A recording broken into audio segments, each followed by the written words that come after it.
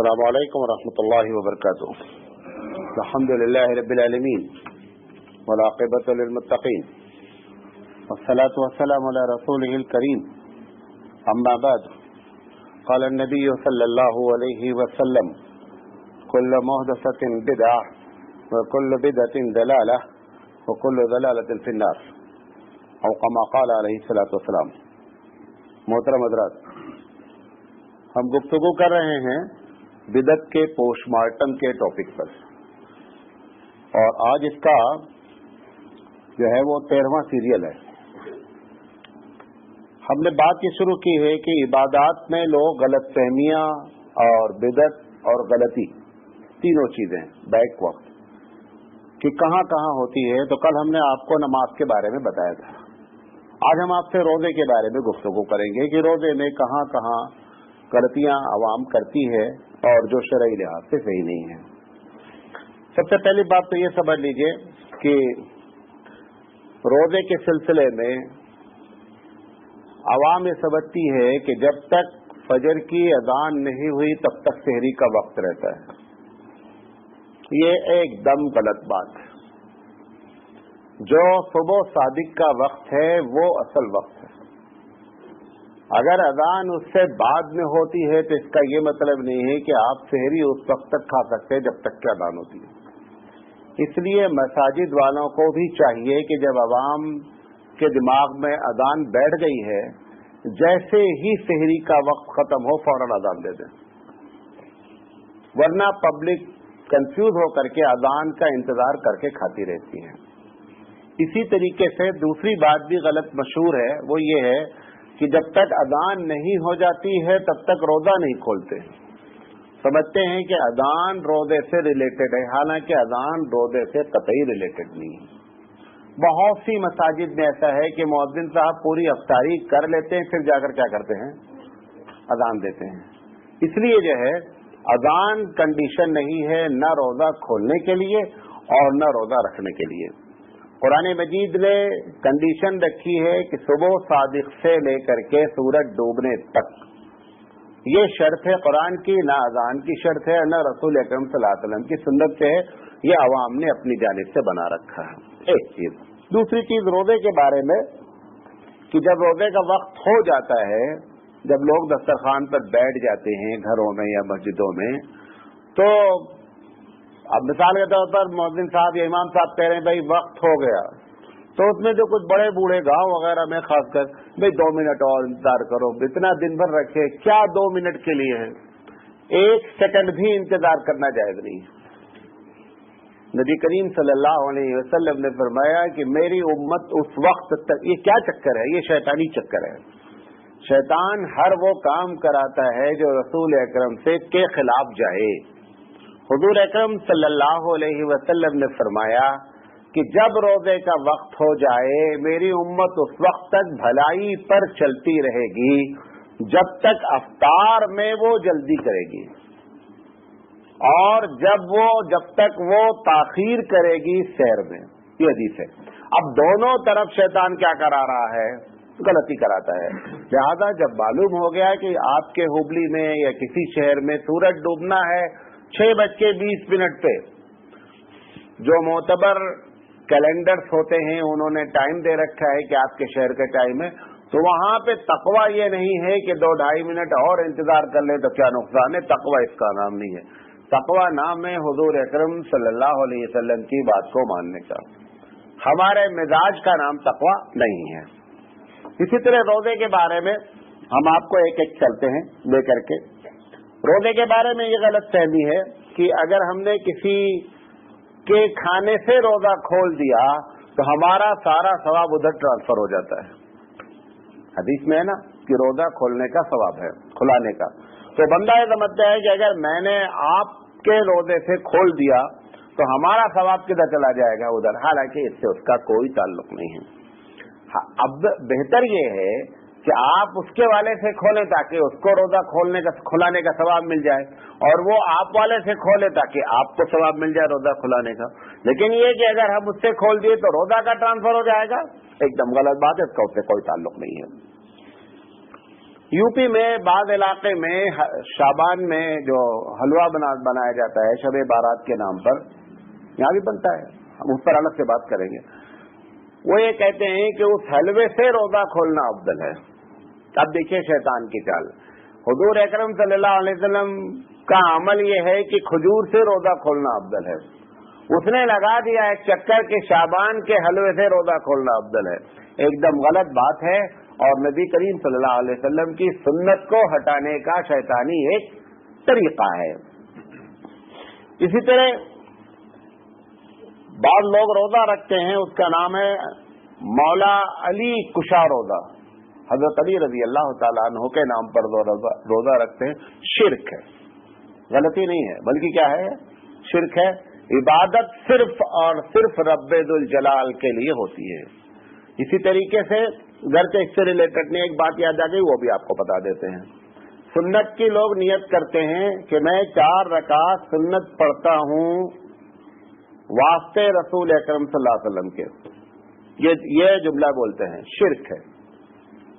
नबी करीम सल्लल्लाहु अलैहि वसल्लम ने उस सुन्नत पढ़ी है, लेकिन नबी के लिए नमाज नहीं पढ़ी जाती है। नमाज तो सिर्फ किसके लिए है, अल्लाह के लिए है। ये जुमला अगर कोई बोलता है, फर्द में नहीं बोलते हैं, फर्द में बोलते हैं वास्ते अल्लाह ताला के, और सुन्नत में बोलते हैं वास्ते रसूलुल्लाह के। अगर ये जुमला कोई बोल करके नमाज शुरू करता है, न नमाज होती है, और नमाज होना दरकिनार है, शिर्क का गुनाह अलग से होता है। मान लोग ये समझते हैं कि ईद वाले दिन, जिस दिन जैसे आज चांद निकल गया, तो ईद के दिन रात को कहते हैं कि रात में हम रोजा हैं, इसलिए जब सुबह उठेंगे तो ईदगाह जाने से पहले बोलते थे रोजा खोल दो। रोजा है ही नहीं, रोजा खुलेगा क्या? नबी करीम सल्लल्लाहु अलैहि वसल्लम की आदत मुबारक ये थी कि आप ईद में जाने से पहले, ईदगाह जाने से पहले आप कुछ खाते थे, और ज्यादातर हदीसों में जो जिक्र है वो खजूर का जिक्र है और पाक खाने का जिक्र है, यानी और नंबर 1 खाएं या 3 खाएं या 5 खाएं, ऐसे खाने का जिक्र है। अब उसको लोगों ने उठा करके रोजे का नाम दे दिया, क्योंकि अफ्तारी के टाइम पर भी खजूर से रोजा खुलता था, लिहाजा उन्होंने लिंक मार दिया उठा करके कि ये रोजा खोला जा रहा है। रोजा खोलने से इसका कोई ताल्लुक नहीं है। शव्वाल के रोजे जो रखे जाते हैं, इसमें बड़ी बड़ी गलतफहमियां हैं। एक गलतफहमी ये है कि 6 रोजे जो शव्वाल के महीने में ईद के, वो रमजान के फौरन बाद रखे जाते हैं, तो आवाम ये समझती है कि 6 लगातार रखना है। एकदम गलत है। आप 6 उस महीने में किसी तरीके से रख लें, 1 रख लें, 2 एक साथ रख लें, 3 रख लें, लगातार रख लें, लेकिन ये कि 6 लगातार रखना जरूरी है, ऐसी कोई बात नहीं है। नंबर 2, इस रोजे के बारे में दूसरी गलतफहमी ये है कि दूसरे दिन शुरू करना लाजिम है। 6 लगातार रखो, वो एक अलग गलतफहमी। दूसरे ये, जैसे आज ईद हो गई तो अब आप कल से रोजा शुरू कर दें 6, ये भी गलत है, इसका भी इससे कोई ताल्लुक नहीं है। तीसरी गलतफहमी ये है कि अगर 6 रखना ही रखना है तो एक रोजा तो दूसरे दिन रख लो, बाकी आप 5 चाहे जब रख लो, ये भी गलत है। 6 रोजे मतलूब हैं, जिस वक्त आप चाहें 6 रोजे जैसे रख लें। अच्छा, बाद लोग इस रोजे के बारे में होशियारी करते हैं कि जैसे मेरे रोजे 3-4 छूट गए या औरतों के रोजे छूट गए, तो वो क्या करती हैं कि इस रोजे को रख करके उसमें अपने फर्ज की नियत कर लेती हैं। देखो बाबू, एक ही अदा होगा। ये जो स्मार्टनेस होशियारी की जा रही है कि कब हमारा रोजा भी अदा हो जाए और हमको शव्वाल के रोजे का सवाब भी मिल जाए, ये दोनों चीज पर सवारी नहीं की जा सकती है। मौलाना थानी रहमतुल्लाह अलैह ने तो इस पर सख्त जो है वो एतराज किया है। घर के बाद उलमा ने कहीं फतवा दिया था जिस पर ये बात गलत मशहूर हो गई, लेकिन मौलाना थानी रहमतुल्लाह अलैह का कहना है कि कतई नहीं, अगर आपने फर्ज की नियत कर ली तो फर्ज अदा होगा। ये एक अलग बात है कि अगर किसी के ऊपर फर्ज चीज वाजिब होती है तो उसको चाहिए पहले फर्ज को अदा करें। मिसाल के तौर पर मेरे ऊपर ज़कात है, मैं ज़कात नहीं दे रहा हूं, लोगों को गिफ्ट बांट रहा हूं, हदिया दे रहा हूं, इसका कोई तुक नहीं बनता। या बाद लोग ऐसा है जिनके ऊपर कर्ज है, कर्ज का अदा करना वाजिब है, कर्ज नहीं कर रहे हैं, बड़ी बड़ी दावतें खिला रहे लोगों को, بھائی بڑی بڑی دعوتیں چھوڑو، پہلے قرضے کے معاملے کو حل کرو. تو ایسے ہی یہ ہے کہ کرنا چاہیے پہلے فرض کو ادا، لیکن اگر آپ یہ سمجھتے ہیں کہ نیت کر لینے سے دونوں مسئلہ حل ہو جاتا ہے تو ایسا نہیں ہے.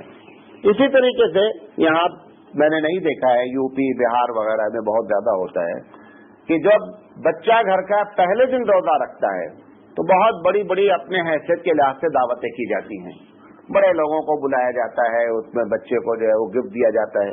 اگر یہ سنت سمجھ کے کر رہا ہے تو بندہ تو بدعت کا گناہ ہے. لیکن یہ بات یاد رکھیں، غلطی کا گناہ چھوٹا ہے، لیکن سنت سمجھ کر کرنا اور وہ سنت نہیں، یہ بہت بڑا گناہ ہے. شرک کے بعد دوسرا گناہ ہے، کیونکہ رسول اکرم صلی اللہ علیہ وسلم پر الزام رکھا جاتا ہے کہ یہ کام حضور نے کیا اور اللہ کے رسول نے وہ کام نہیں کیا ہے، لہذا یہ الزام ہوتا ہے نبی کریم صلی اللہ علیہ وسلم پر. اس لیے شرک کے بعد دوسرا گناہ وہ ہوتا ہے جو حضور نے نہیں کیا ہے اور آپ ان کا نام دے کر کے زندگی میں کرتے رہتے ہیں. اور اگر کوئی مولوی ہے اور وہ کر رہا ہے تو اس سے بڑا گناہ ہے. اللہ کے رسول صلی اللہ علیہ وسلم نے فرمایا، بخاری کی روایت ہے کہ من ترک الصلاۃ من کذب علی متعمدا فلیتبوأ مقعدہ من النار او کما قال. بخاری کی روایت ہے، اللہ کے رسول صلی اللہ علیہ وسلم نے فرمایا کہ جو مجھ پر جان بوجھ کر کے جھوٹ بولے، میں نے نہیں کہا ہے لیکن میرا نام لے رہا ہے، آپ نے فرمایا یہ اپنا ٹھکانہ جہنم بنا لے. لہذا کبھی بھی دیکھیں، کرنے میں سنت نوافل میں اگر جب تک آپ کو یقین نہیں ہو، چھوڑنا افضل ہے، کرنا افضل نہیں. نوٹ کر لیں اس جملے کو، چھوڑنا افضل ہے، کرنا افضل نہیں ہے. کیوں؟ کرنے پر آپ سے سوال ہوگا، چھوڑنے پر کوئی سوال نہیں. آپ نے فرض ادا کر دیا، آپ کو جو سنتیں معلوم ہیں نماز کی جس کی بھی کر دیا، نہیں ہو سکتا ہے یہ بھی صحیح ہو، نہیں، اس پر جواب دینا پڑے گا آپ کو کہ آپ نے کام کیوں کیا. تو لہذا یہاں سے کسٹم کا سامان لے ہی نہیں جاؤ کہ وہاں چیکنگ شروع ہو.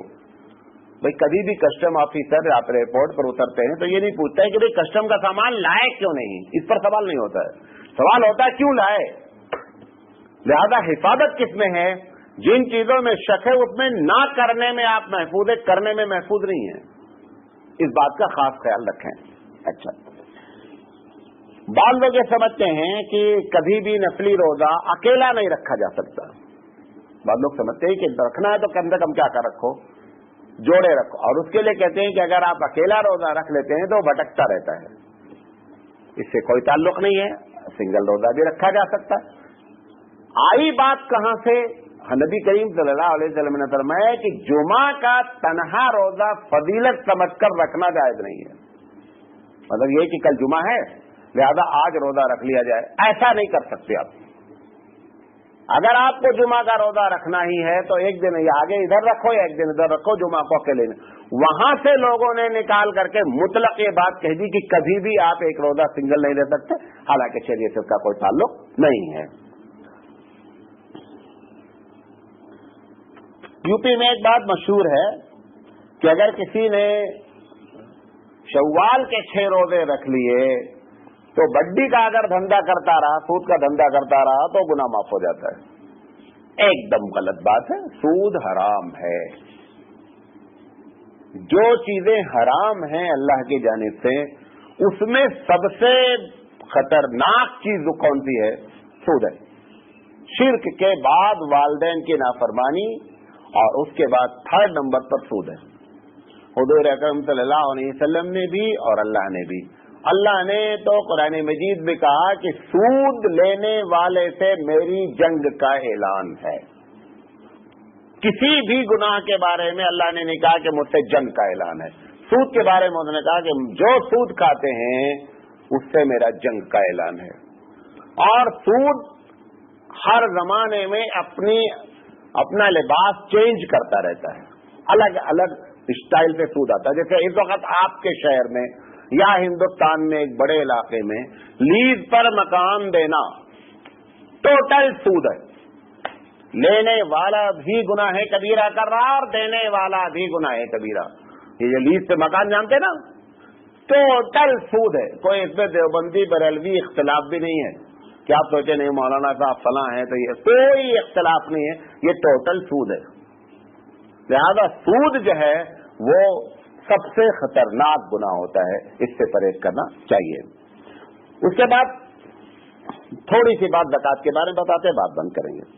یہ تو روزے کے بارے میں ہو گئی۔ زکوٰۃ کے بارے میں بعض لوگ یہ سمجھتے ہیں کہ زکوٰۃ جس کو دی گئی ہے اس کو یہ بتانا ضروری ہے کہ یہ زکوٰۃ ہے، حالانکہ ایسا مسئلہ نہیں ہے۔ آپ نے زکوٰۃ دے دی، جب آپ زکوٰۃ آرگنائزیشن کو دیں گے، مدرسے کو دیں گے، یتیم خانے کو دیں گے، تب تو یہ بتانا لازم ہے کہ بھئی یہ زکوٰۃ کا فنڈ ہے۔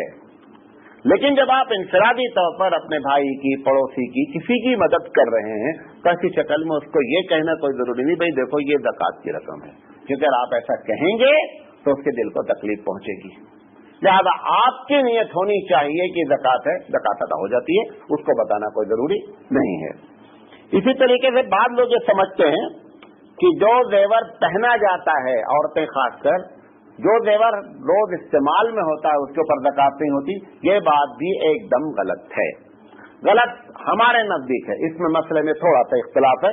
امام شافعی علیہ رحمہ فرماتے ہیں کہ جو زیور ڈیلی پہنا جاتا ہے اس کے اوپر زکوٰۃ نہیں ہے، لیکن احناف کا مسلک شدت سے ہے کہ گولڈ از گولڈ، سونا سونا ہے، ہر حال میں سونے اور چاندی پر زکوٰۃ دینی ہے، چاہے استعمال ہو رہا ہو اور چاہے رکھا ہوا ہو، ہر حال میں اس کو کیش مانا جائے گا۔ بعض لوگ یہ سمجھتے ہیں کہ ہم نے زکوٰۃ ادا کر دی، اب چاہے جتنا بڑا مسئلہ اس کے بعد آ گیا ہے ہم پر کوئی ذمہ داری نہیں بنتی، اس بات کو سمجھنا۔ آپ نے زکوٰۃ دے دی، اب ایک شہر میں پریشانی ہو گئی، اپنا بھائی پریشان ہو گیا، وہ مستحق ہے، اب آپ اطمینان سے بیٹھے مجھے کیا کرنا ہے، میں تو زکوٰۃ دیتا ہوں، مجھے میرے اوپر تھوڑا لازم ہے کہ میں لوگوں کی دوبارہ مدد کروں، نہیں، ایسا نہیں ہے۔ اگر وہ بات مستحق ہے جو آپ سے اپیل کی جا رہی ہے تو ترمذی شریف کی روایت ہے ان فی المال لحقا سوى الزکوٰۃ، رواہ ترمذی و ابن ماجہ و دارمی۔ اللہ کے رسول صلی اللہ علیہ وسلم نے فرمایا کہ تمہارے مال میں زکوٰۃ کے علاوہ بھی لوگوں کا حق ہے۔ قرآن مجید میں بھی اس کا ذکر کیا گیا، حدیث میں بھی ذکر کیا گیا۔ مثال پر آپ زکوٰۃ پوری پے کر چکے تو آپ جو ہے وہ کوئی مسئلہ آ گیا تو آپ پر لازم ہے۔ اگر آپ کی گنجائش نہیں بن رہی ہے تو پھر ایک دوسرا مسئلہ کیا جا سکتا ہے کہ آپ ایڈوانس زکوٰۃ پے کر دیں اور اگلے سال اس کو مائنس کر لیں۔ حضرت عباس رضی اللہ تعالیٰ حضور کے چچا جان ہیں، اللہ کے رسول صلی اللہ علیہ وسلم نے عباس کے پاس بھیجا، عباس بڑے مالدار تھے، کوئی ایک مسئلہ آ گیا کہ ان کو مدد کریں، حضرت عباس نے وہاں سے کہلا بھیجا کہ اللہ رسول میں ساری زکوٰۃ نکال چکا ہوں، میرے پاس زکوٰۃ کا مال کوئی نہیں ہے۔ تو حضور اکرم صلی اللہ علیہ وسلم نے فرمایا کہ چچا جان ایسا کرو کہ ایڈوانس زکوٰۃ دے دو اور اگلے سال اس زکوٰۃ کو مائنس کر لینا۔ تو پہلی چیز تو یہ ہے کہ آپ عام پیسے سے دے دیں، اور اگر ایسا نہیں ہو رہا ہے، آپ کے پاس گنجائش نہیں ہے تو زکوٰۃ کے مال سے ہی دے دیں اور اگلے سال کیا کر لیں، زکوٰۃ کو اس میں سے گھٹا لیں، تو بھی یہ مسئلہ ہو سکتا ہے۔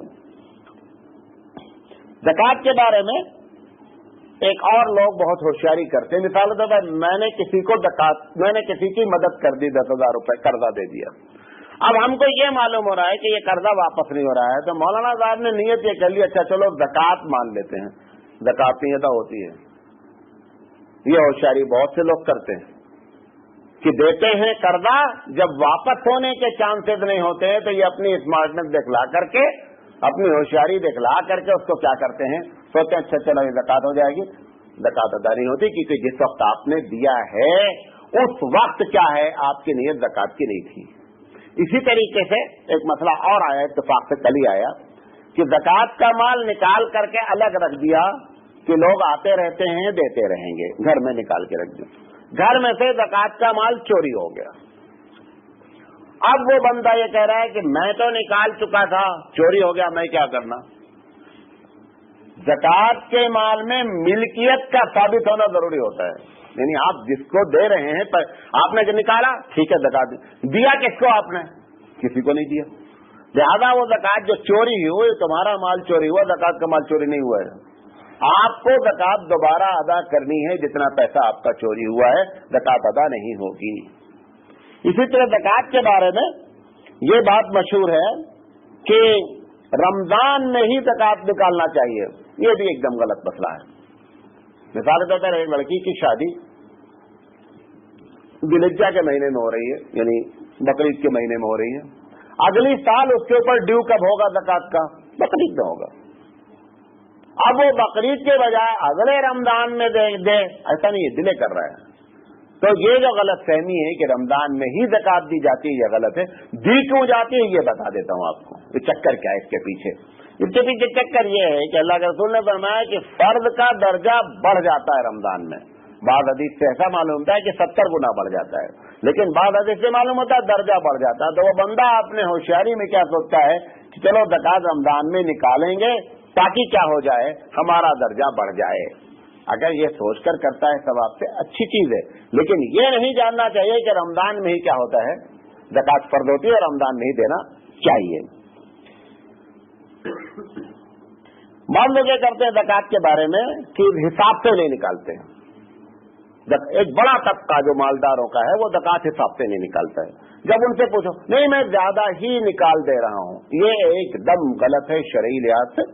ज्यादा निकालने के चक्कर में आप अपने दिल के चोर को, दिल में चोर है उसको खतरा क्या है, अगर हिसाब करेंगे तो कहीं ऐसा ना हो जाए कि ज्यादा हो जाए। लिहाजा वो अपने तौर पर, वैसे तो छोटी छोटी बात अगर फंस जाए नमाज में तो मौलाना साहब को फोन किया जाता है कि मौलाना साहब मसला हो गया। यहाँ पे मौलाना साहब को नहीं पूछा जाता कि मौलाना साहब मैंने हिसाब नहीं लिया ज़कात हुई कि नहीं, ऐसे नहीं, ऐसी जगह पे नहीं पूछते। ये होशियारी है कि अगर हम कहीं पूछ लिए और कहीं मामला हमारे खिलाफ हो गया तो क्या होगा, लिहाजा पूछो ही नहीं। लिहाजा ये होशियारी नहीं करनी चाहिए। बाद लोग ज़कात को तनख्वाह में दे देते हैं। मिसाल के तौर पर इमाम साहब की मस्जिद में तनख्वाह है, ज़कात की रकम ला करके उन्होंने दे दिया, कतई ज़कात अदा नहीं होती है। इसी तरह घर में काम करने वाली है, उसको क्या करते हैं, तनख्वाह के तौर पर दे दे। रमजान में डबल काम लिया उन्होंने, एक तनख्वाह दी, अब वो जो डबल काम के बदले में पैसा देना था उन्होंने उठाकर ज़कात की नियत कर ली, वो पैसा दे दिया, इसमें भी ज़कात नहीं अदा होती है, क्योंकि इन सब का रिटर्न आपको आ रहा है। लिहाजा तनख्वाह में जो है वो ज़कात माइनस नहीं हो सकती है। एक मसला और बयान करके अपनी बात खत्म करते हैं। बाद लोग ये समझते हैं, गौर से सुनिएगा, ये मामला बड़ा सीरियस है। बाद लोग ये समझते हैं कि मेरे पास जो माल आया हुआ है ये हराम का है, लिहाजा हराम माल पर ज़कात नहीं होती है। इसको नोट कर ले, हराम कमाना हराम है, अलग बात है। आपकी मिल्कियत में पैसा आ गया, वो उतना जितने पर ज़कात होती है तो उस पर ज़कात लाजिम हो जाएगी। ये कहकर के आप अपने आप को नहीं बचाएं कि ये पैसा हलाल का नहीं है, लिहाजा ये इस पर ज़कात नहीं, ज़कात उस पैसे पर भी लाजिम है। ये अलग बात है कि आप जो कमा रहे हैं, जो हराम हुआ है, सब गुनाह हुआ है, लेकिन पैसा आपके मिल्कियत में आ गया, आप मालिक बन गए पैसे के, इस पर ज़कात लाजिम है। इसी तरह बाद लोग हज के बारे में समझते हैं कि मेरे पास हलाल का पैसा ही नहीं, लिहाजा हज फर्ज नहीं हुआ। नहीं, हज फर्ज हो जाता है। हज क्या होता है, फर्ज हो जाता है। यार इंशाल्लाह कल जिंदगी रही तो कल हम हज के बारे में बात करेंगे। अल्लाह ताला से दुआ है कि अल्लाह ताला सही बात कहने की और समझने की तौफीक अता फरमाए। वाखिर दावाना अल्हम्दुलिल्लाहि रब्बिल आलमीन।